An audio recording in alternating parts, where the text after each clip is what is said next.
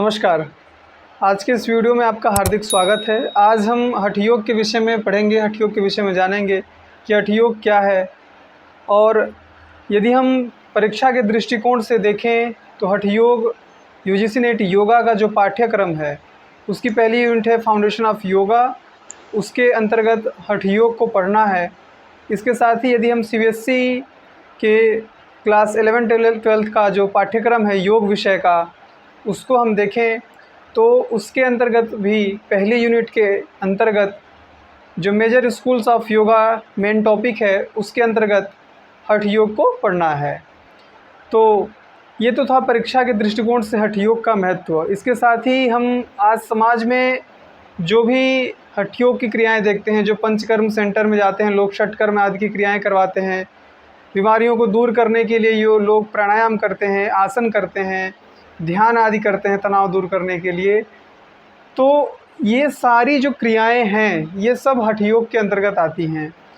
तो इसी महत्वपूर्ण टॉपिक पर आज हम चर्चा करेंगे, इसके विषय में हम जानेंगे। तो आइए आज के इस वीडियो को आरंभ करते हैं।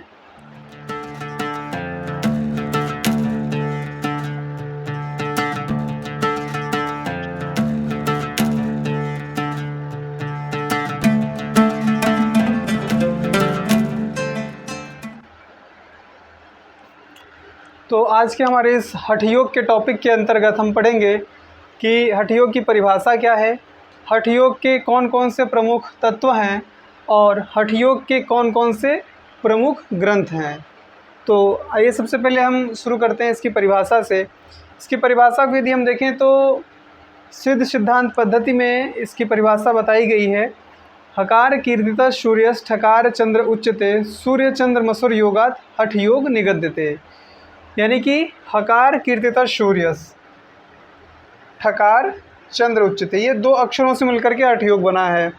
तो हकार का अर्थ बताते हैं कि ये सूर्य है और ये चंद्र है। हमारी नासिका के दो छिद्र हैं, दायां और बायां। तो जो हमारी नासिका की दाएं वाली छिद्र है, दाएं नासिका है, इसको हम सूर्य स्वर कहते हैं और बाईं नासिका छिद्र को चंद्र स्वर कहते हैं। तो कहते हैं कि सूर्य चंद्र मसूर योगा, इन सूर्य और चंद्र जो दो प्रमुख स्वर हैं इनका एक होना, इनका मिलना ही क्या है, हठ योग है। ये मिल करके क्या करते हैं, सुषुम्ना नाड़ी को जागृत करते हैं। तीन प्रमुख नाड़ियाँ होती हैं, इडा, पिंगला और सुषुम्ना। तो जो सूर्य है ये किसका प्रतीक है, पिंगला नाड़ी का, और चंद्रमा ये इडा नाड़ी का। दाहिनी तरफ पिंगला, बाईं तरफ इडा और बीच में सुषुम्ना नाड़ी। फिर ये हकार प्रतीक है दिन का और ठकार प्रतीक है रात का। तो इसके साथ ही इसे पित्त और इसे कफ माना जाता है। साथ ही इसको शिव और इसे शक्ति माना जाता है।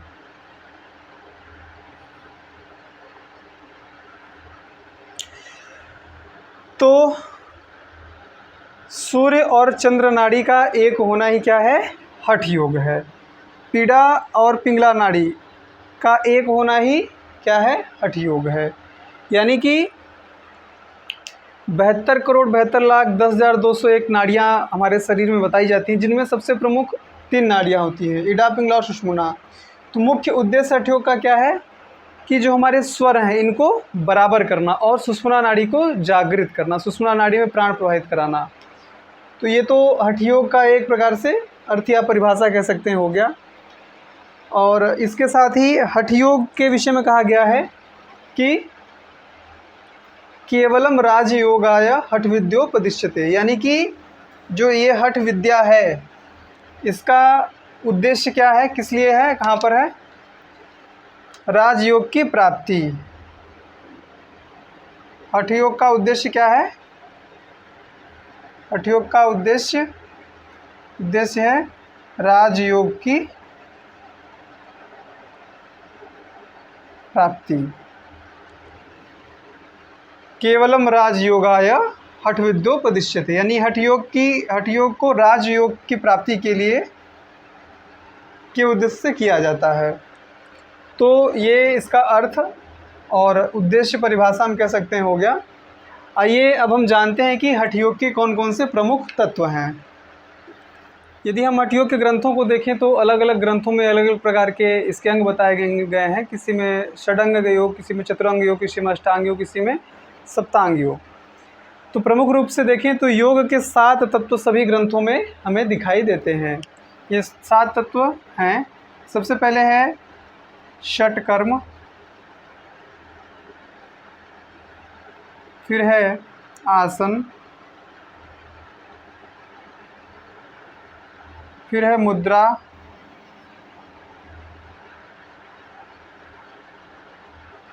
प्रत्याहार,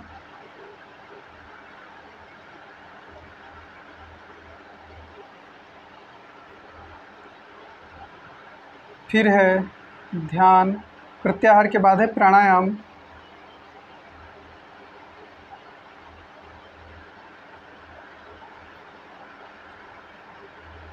फिर है ध्यान और फिर 7वां है समाधि।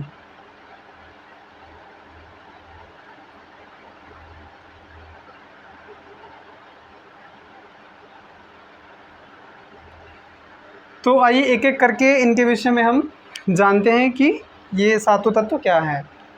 सबसे पहले बात करते हैं षटकर्म की। तो षटकर्म के विषय में बताया गया है षटकर्मणा शोधनम चैव, यानी कि षटकर्म से क्या होता है, शरीर शुद्ध होता है।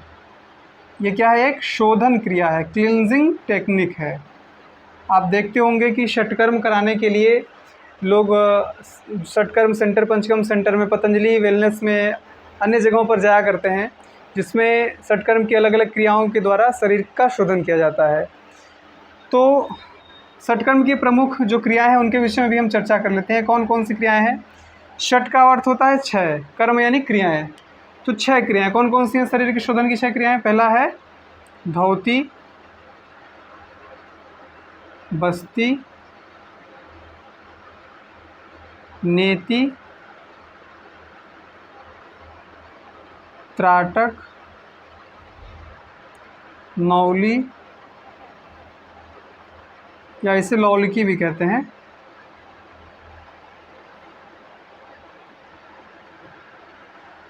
फिर है कपालभाति,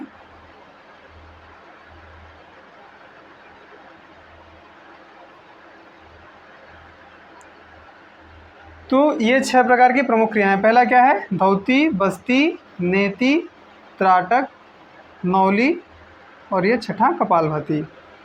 इनके विषय में हम ब्रीफ में जब हम हठ यौगिक ग्रंथ पढ़ेंगे, घेरंड संहिता, हठ प्रदीप का, तो उस पर हम विस्तृत रूप में चर्चा करेंगे कि धौति क्या है, बस्ती क्या है, नेति क्या है, त्राटक, नौली, कपालभाति। तो ये तो था पहला षटकर्म। अब हम बात करते हैं कि आसन क्या है।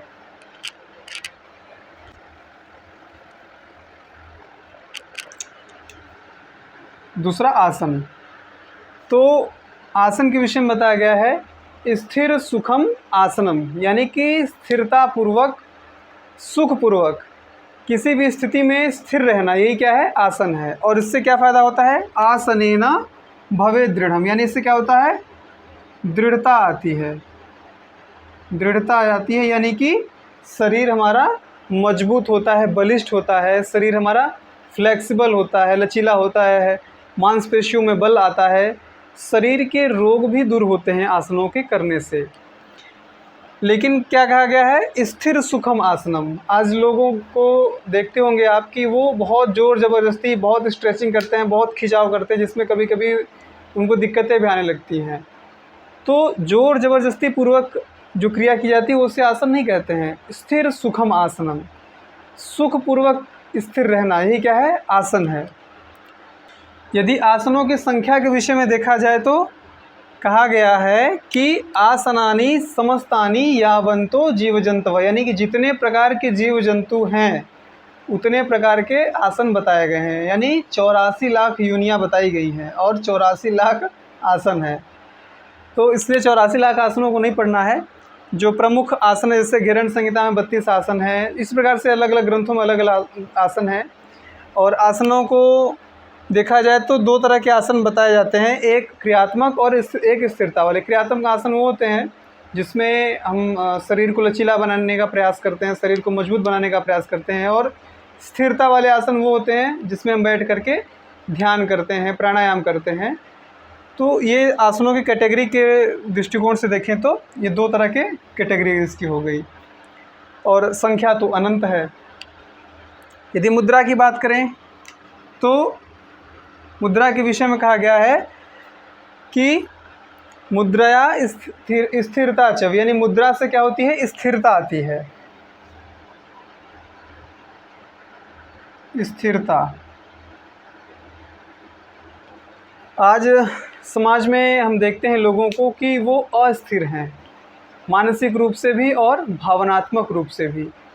बराबर उनके अंदर अस्थिरता बनी रहती है, चंचलता बनी रहती है। और इस अस्थिरता को, इस असंतुलन को, भावनात्मक और मानसिक असंतुलन को कौन दूर करता है? मुद्रा दूर करती है। मुद्रा को यदि हम देखें तो जैसे नृत्य वगैरह होता है, नृत्य में अलग अलग मुद्राएं होती हैं। स्थूल रूप में हम नृत्य से समझ सकते हैं। और हम देखते हैं कि जैसे हम जिस मुद्रा का अभ्यास करते हैं, मुद्रा का अभ्यास करने से वैसे ही हमारे अंदर भावना आने लगती है। जैसे एक उदाहरण के रूप में यदि हम समझें, किसी को, जैसे कोई एक क्रोध वाली मुद्रा है, कोई अपने भौहें बहुत तान ले और हाथ खींच ले, ऐसे अपने चेहरे के एक्सप्रेशन को क्रोध की तरह कर ले, तो क्रोध की मुद्रा हो जाएगी। यदि हम क्रोध की मुद्रा का अभ्यास करें, क्रोध की मुद्रा को करें, तो धीरे धीरे हमारे अंदर क्रोध का भाव भी जागृत होने लगता है। इसलिए मुद्रा का बहुत ही महत्वपूर्ण है स्थान होता है हमारी स्थिरता के लिए। करते हैं प्रत्याहार की। प्रत्याहार के विषय में कहा गया है, स्विशेष संप्रयोगे चित्त स्वरूपानुकार व्यंजनाम प्रत्याहार, यानी कि इंद्रियों को अंतर्मुखी बनाना ही क्या है? प्रत्याहार है। जो इंद्रियों के विषय हैं उनसे उनको खींच करके लाना, यही क्या है? प्रत्याहार है। फिर कहा गया है पुरस्कारम तिरस्कारम सुश्राव्यम व भयानकम, यानी कि हमें पुरस्कार मिले या तिरस्कार मिले, हमारे बारे में कोई बहुत हमारी प्रशंसा करे, अच्छा बोले, सुश्राव्यम या भयान, या बहुत हमारे कोई निंदा करे, दोनों स्थितियों में हमें क्या रहना है? संतुलित रहना है, अंतर्मुखी बने रहना है, अपने धैर्य को बना करके रखना है। यही क्या है? प्रत्याहार। प्रत्याहारेण धीरता, यानी प्रत्याहार से क्या प्राप्त होता है? प्रत्याहारेण धीरता, यानी धीरता या धैर्य।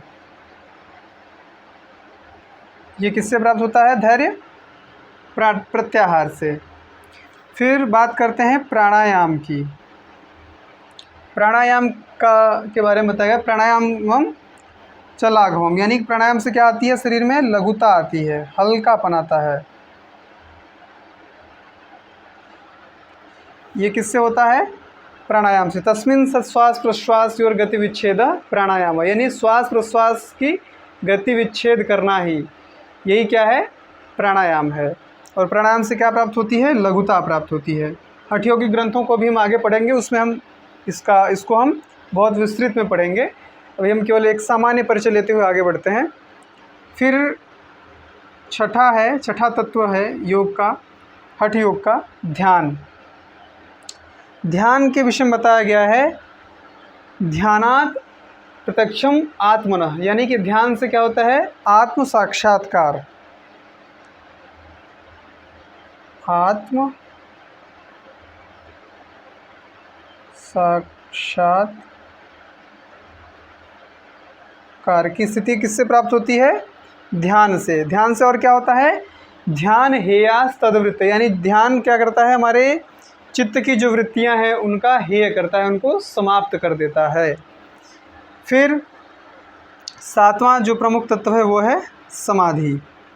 समाधि के विषय में कहा गया है, तदेवार्थ मात्र निर्भासम स्वरूप शून्य में समाधि, जब हमें केवल अपने स्वरूप का ही बोध रहे, बाकी सब कुछ विस्मृत हो जाए, सभी चित्तवृत्तियों का निरोध हो जाए, शून्य अवस्था, पुरुषा शून्यानाम गुणानाम प्रतिप्रसव, यानी जब हम शून्य अवस्था में पहुंच जाते हैं तो यही क्या होता है, समाधि। समाधि से क्या होती है, निर्लिप्तता प्राप्त होती है,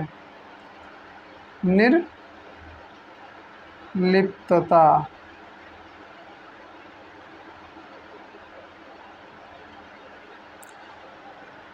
तो ये हठ योग के प्रमुख 7 तत्व हो गए। इनके विषय में हम आगे हठ योग के ग्रंथों को जब हम पढ़ेंगे तो उसमें ब्रीफ में हम इनके बारे में पढ़ेंगे। एक बार फिर से हम इसको देख लेते हैं कि षटकर्म से क्या होता है, शोधन होता है। षटकर्मणा शोधनम चैव, शोधन क्रिया यानी शरीर की शुद्धि। षटकर्मणा शोधनम च आसनेन भवेत् दृढ़ं, मुद्रया स्थिरता च, प्रत्याहारेण धीरता, प्राणायामम लाघवम च, ध्यानम ध्यानम प्रत्यक्षम आत्मनः, और समाधिना नाम निर्लिप्तता च मुक्तिरेव न संशय। यानी कि जो 7 तत्व हैं, इन 7 तत्वों को पालन करके हमें अंत में क्या मिलती है, समाधि की अवस्था। जो अभी हम पहले हमने बताया था कि हठ योग का उद्देश्य क्या है, राजयोग की प्राप्ति। ये समाधि की अवस्था के बाद क्या मिलेगा, राजयोग। केवलम राजयोगाय हठ विद्योपदिश्यते। यानी कि फिर क्या होगा, हठ योग का जो उद्देश्य है किसके लिए, राजयोग, उसकी प्राप्ति इन 7 तत्वों के पालन के बाद हो जाती है। तो आइए अब हम बात करेंगे हठ योग के ग्रंथों के विषय में। ये हो गया हठ योग के तत्व। तो आइए बात करते हैं हठ योग के प्रमुख ग्रंथों के विषय में। तो हठ योग के प्रमुख ग्रंथों को यदि हम देखें तो घेरंड संहिता, इसे किसने लिखा है, महर्षि घेरंड ने, महर्षि घेरंड। घेरंड संहिता हठ योग की बहुत ही प्रामाणिक और बहुत ही महत्वपूर्ण पुस्तक है, जिसमें षटकर्म वगैरह के विषय में बताया गया है। तो ये हो गई घेरंड संहिता। दूसरी एक पुस्तक है हठ प्रदीपिका, हठ प्रदीपिका।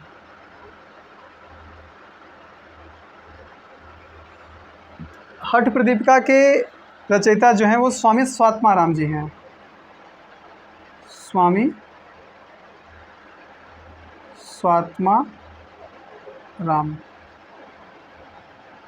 ये भी हठ योग का एक बहुत ही महत्वपूर्ण और उपयोगी ग्रंथ है। इसमें भी षटकर्म वगैरह के विषय में, प्राणायाम, आसन, नादानुसंधान और राजयोग के विषय में बताया गया है।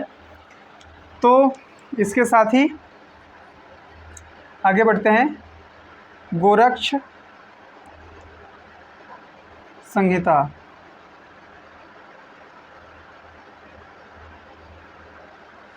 गोरक्ष संहिता को लिखा है गुरु गोरक्षनाथ ने, गोरक्षनाथ जी ने। फिर है सिद्ध सिद्धांत पद्धति, सिद्ध सिद्धांत पद्धति, इसे भी गोरक्षनाथ जी ने ही लिखा है। इसके बाद है योग बीज, इसे भी गुरु गोरक्षनाथ जी ने ही लिखा है। फिर है हठ रत्नावली, हठ